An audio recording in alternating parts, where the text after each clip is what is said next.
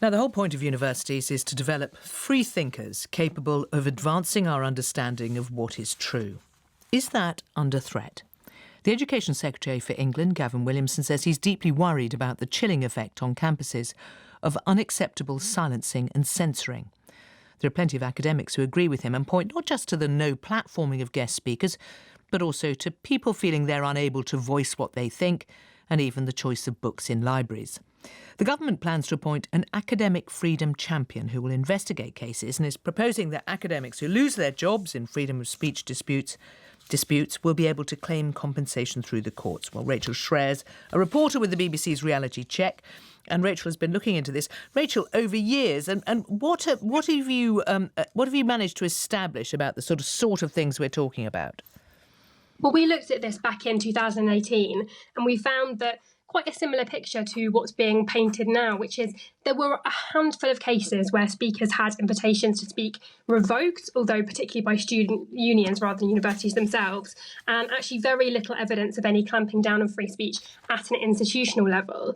But what we do often find is because it's become such a hot button topic that cases get sort of partially reported or taken out of context. So one of the things that prompted our investigation in the first place was Joe Johnson, who was the university's minister at the time, claimed that university libraries were banning books, which sounds like a really, really alarming claim. But after asking for the evidence, we found that it was actually a work of Holocaust denial, which had been moved out of the history section into a different part of a library where it could be given more context. So some of these cases need a little bit more looking into.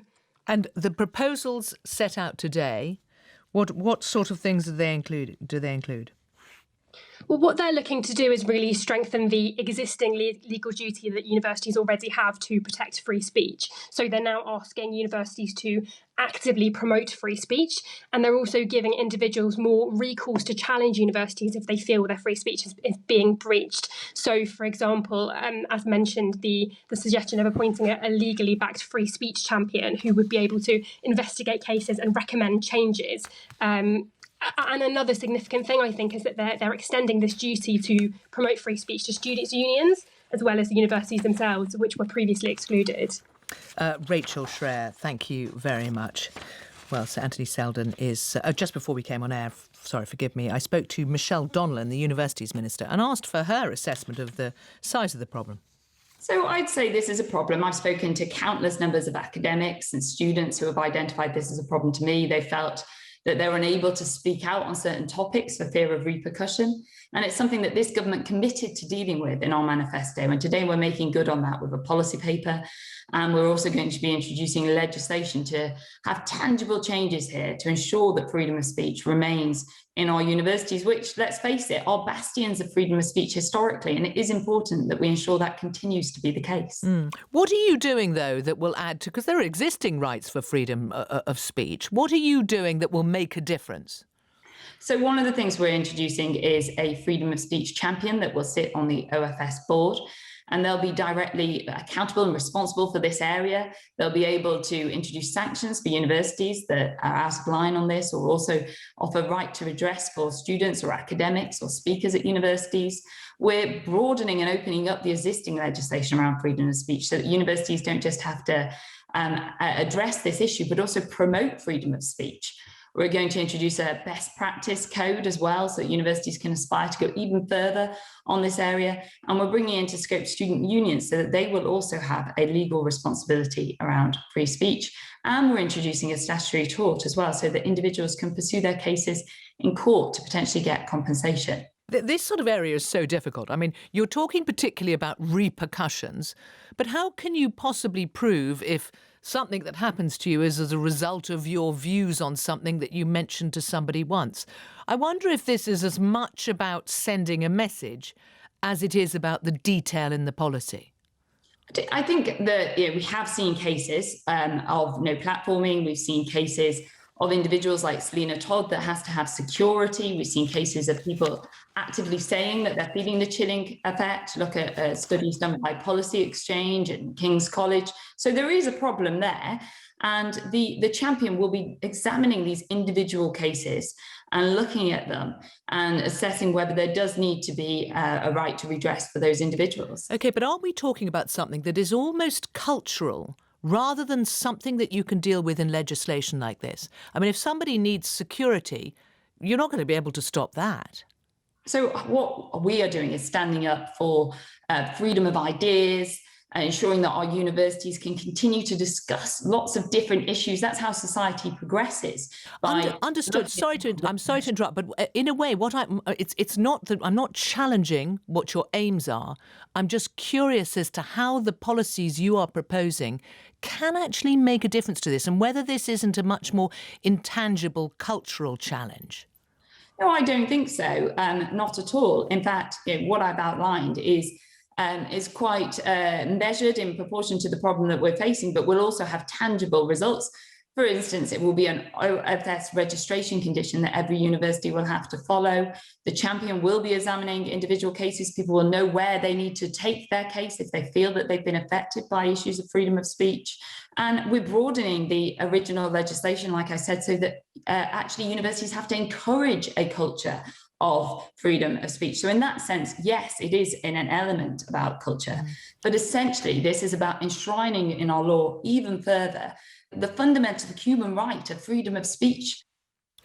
That was the Universities Minister, Michelle Donnellan, well, Sir Anthony Seldon's former Vice-Chancellor of the University of Buckingham and an author as well, biographer. Good afternoon, Sir Anthony. Good afternoon, Sarah. The National Union of Students has said about this that there's no evidence of a freedom of speech crisis. Where do you sit on the challenge that is in front of us? Well, there's clearly an issue with freedom of speech. There are clearly speakers who have not been invited because of fear or have been disinvited. There are students who feel hemmed in, academics who feel hemmed in, worried about the mob, worried about their career prospects. We should never, Sarah, have let it become the problem. I do think that there's a lot of denial out there in universities. I see it as yet another case. Teaching quality is another, where universities themselves should have been in the lead and sorted this out. It's become a problem because a groupthink has been allowed to be dominant. Brexit, I mean, I was a Remainer, but we should have let far more pro-Brexit views prevail on gender, on the impact of empire. There is a fear, there is a sense of a monoculture, and universities are about research, and progress is made by challenging, awkward, difficult, divergent points of view. It's the antithesis that you need to get to the synthesis from a thesis. So will what the government's proposing make a difference to what you're talking about? Well, I don't know. I mean, I'm sad that it's had to happen because, free speech is everywhere in the world under threat, from governments from above, but also from the mob with a dominant culture from below. I think there is a risk. It's a bit like press freedom. You would much sooner have self-censorship rather than a heavy-handed laws coming in, which could lead to all kinds of difficult cases. I don't think we should have been there, but clearly, government has felt that it is needed, and let's hope that it does the trick, that we can end the denial, we can stop creating this problem and this distraction, and we can have on our campuses, my own university, Buckingham, the students themselves created a free speech society. We can have a whole divergence of views expressed, and we can then move on from this. And I think also, that our school system, with its emphasis on exams, is teaching convergent thinking about the test, rather than encouraging that innovative, creative, left field ideas that heck, that's what a lot of the fun about universities is about. It's about that freedom without fear. There's too much fear, too much anger. Let's just all calm down a bit, I think. Sir Anthony Seldon, thank you.